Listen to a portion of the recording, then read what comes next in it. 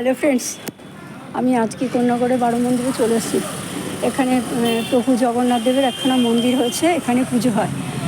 তো এইখানে রথ তো এখন মাসির বাড়িতে রয়েছে ধর্মডাঙ্গায়, সেখান থেকে বিকেলবেলা আসবে। আর আমি তো সেটা জানতাম না। তা আমি জগন্নাথদেবকে মালপোয়া খাওয়াবো বলে আমি সকালবেলা এসে মালপোয়া দিয়ে গেলাম। তো এখানে এসে জানতে পারলাম এখানে কিছু ভাই আছে যারা এখানে ইয়ে করেন, মানে বিনা পয়সা, মানে মন্দিরের সেবা টেবা সব কিছু করেন, নানা রকম লোকজন খাওয়ানো টাওয়ানো সব কিছু করেন, মানে ওদের নিজেদের পকেটে পয়সা দিয়ে, কারোর থেকে একটা পয়সা চাঁদা টাদা কিছু নেন না। তো সেই ভাইদের সাথে দেখা হলো, সেই ভাইদের কাছে বললাম, সেই ভাইরা বললো যে দিদি তাহলে এক কাজ করুন, আপনারা এখানে রেখে যান, আমি দিয়ে দেবো। তো ভাইয়ের কাছে রেখে আসলাম।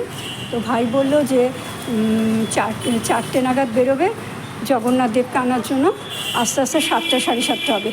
তা আমি 7টার সময় পুজো করে এখানে আবার আসবো। এসে আমার নামগোত্র দিয়ে দক্ষিণা দিয়ে গেলাম, দিয়ে গিয়ে বললাম যে ঠিক আছে এটা থাকুক, আমি আসছি। এবার চলো একটু মন্দিরটা ঘুরে দেখে আসি, বারো মন্দিরটা। এখানে আগে আমরা ছোটোবেলা আসতাম, সব বন্ধুরা মিলে 10-12টা বন্ধু মিলে আসতাম। এসে এইখান থেকে জল টল তুলে বন্ধু বান্ধব গল্প টল্প করতে করতে চলে যেতাম। তখন কত 5-6-এ পড়তাম। দেখো কত পায়রা, এখানে জল জমেছে, এখানে খেলা হয়, ফুটবল খেলা হয়, কিন্তু এখন বৃষ্টির জন্য এখন খেলা হচ্ছে না। এখানে সব জায়গাগুলো তোমাদের একটু ঘুরিয়ে দেখাই চলো। এখানে বাবার মন্দির, সবাই যার যার মতন শিব এখানে জমা দিয়ে গেছে। দেখো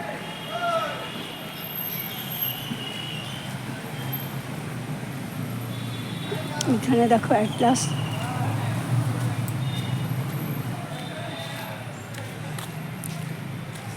যে এখানেও হলো 6টা মন্দির, যে এই অ্যাটলাস। দেখো কি সুন্দর কাঠবিড়াল, এটা মানুষ রেখেই ঘুরে গেল। ষাঁড়টাকে আমি প্রথম দিন যখন দেখেছি ষাঁড়টাকে, তখন আমি তো খেয়াল করিনি এই ষাঁড়টা এটা মডেল। হ্যাঁ, তো এটা আমি বুঝতে পারিনি। তো আমি যা ভয় পেয়ে গেছি না, দৌড়, সবাইকে ফেলেছে, সবাই বলছে আরে এটা সত্যিকারের ষাঁড় না, এইটা হলো এখনও মডেল। আমি তাই বলছে, হ্যাঁ দেখো এইসব জায়গাগুলো কত গাছপালা সব কিছু রয়েছে এখানে। গঙ্গা এখন জোয়ার চলছে, জোয়ার চলছে মানে তোমরা কী করে বুঝতে পারবে, তোমাদের দেখাচ্ছি। জোয়ার চলছে মানে হলো, ও না জোয়ার চলছে না, ভাটা চলছে। ভাটা চলছে মানে জলটা কি হলো, উত্তর দিক থেকে জলটা দক্ষিণ দিকে যাবে, এটা হলো ভাটা। আর যখন জোয়ার হবে তখন দক্ষিণ দিকের থেকে জলটা উত্তর দিকে আসবে, আর তখন দক্ষিণ দিকে ভর্তি কচুরিপানা যাবে শ্রীরামপুরের দিকে। আর এখন যেহেতু ভাটা চলছে, এখন শ্রীরামপুর থেকে সমস্ত কচুরিপানা যাচ্ছে এখন উত্তরপাড়ার দিকে। আর এই জগন্নাথের এই সময় যাতে ভিড়ভাট্টা না হয়, লোকে যেন জলে টলে পড়ে না যায়, গঙ্গায় না পড়ে যায়, সেজন্য এই দেখো এখানে পুলিশ বসিয়ে দেওয়া হচ্ছে, পুলিশ প্রোটেকশন দেওয়া হচ্ছে। আর কোনো ইয়াং ছেলেমেয়েদের এখন ঢুকতে দেওয়া হচ্ছে না। আর নাহলে এখানে যা সব বন্ধু ছেলেমেয়েরা এসে গল্প করে, এখন এগুলো পুরো রেস্ট্রিকশানে আছে। এখানে চাবি টাবি সব দিয়ে রাখা হয়, কাউকে এখানে ঢুকতে দেওয়া না, বলেছে যার গল্প করা পার্কে হবে। আর দেখো কত পায়রা, কত পায়রা। আর এই জায়গাটা একটু দেখিয়ে দেই,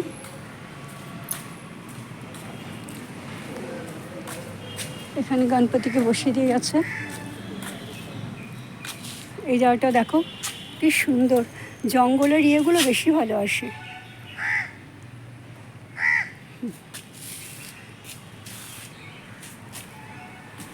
আচ্ছা দেখো সমস্ত গাছগুলো, বট গাছগুলো হেলে পড়েছে গঙ্গার দিকে। এখন এখানে এক ভাইয়ের সাথে আলাপ হলো, যেই ভাই আর কি এখানে ঠাকুরের জন্য সেবা টেবা করেন। তো সেই ভাই এখন বাবা সোমেশ্বরের মন্দিরে এখন বাবাকে সাজাবেন। তো সেই জন্য আমাকে বললো দিদি এক কাজ করুন, আপনি আসুন, এসে দেখে যান, বাবাকে সাজানো হবে সেইটা একটু দেখে যান। তো ভাবলাম যখন আসলাম এত ভালো একটা জিনিস না দেখে চলে যাবো।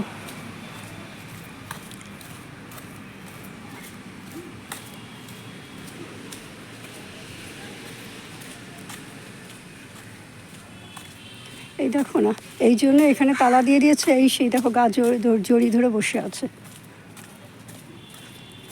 আর সদস্যরা অন্যখানে জায়গা পায় না, তো সেই জন্য এখানে চলে আসে।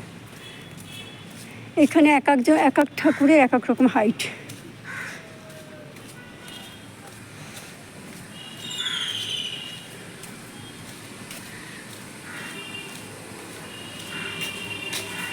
এই হলো বাবা সোমেশ্বরের মন্দির। এইখানেই ভাইরা সব ইয়ে করছে। ঠিক আছে, এই যে বাবার পুজো দিয়ে গেছে। এখানে মালপোয়া ঝুলে রেখেছে রাত্রি। আচ্ছা, 5:30টার সময় আসবো। এই দাদারা সমস্ত বাবাদের সেবা টেবা করেন। এই দেখো এখানে দাদারা থাকেন, দাদারাই সব করেন। হ্যাঁ, 5:30টার সময় বলেছে। আমি 5:30 আসতে পারবো না, আমার আসলে 8টার আগে হবে। ঠিক আছে ফ্রেন্ডস, এখানেই রাখছি। দেখা হবে আগামীকাল অনেকটা ভিডিওর সাথে। একটু টাটা করে দিই।